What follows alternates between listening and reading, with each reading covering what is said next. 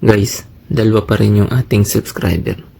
Pero at least, yung views natin gumagalaw. 506 na. Yun. Tapos yung ating, mga content.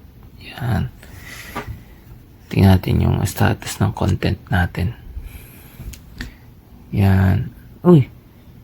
Doon lang. Yung latest nating video. 0 views. Yay. 0 views tayo, guys. Paano kaya yan? Tapos, yan. 41, 75, 78, 47, 91, 65. Yung iba nating video, gumagalaw naman.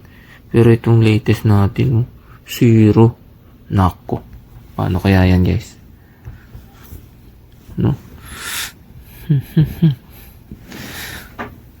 Yan. Pa. Bumubulusok yung ating analytics.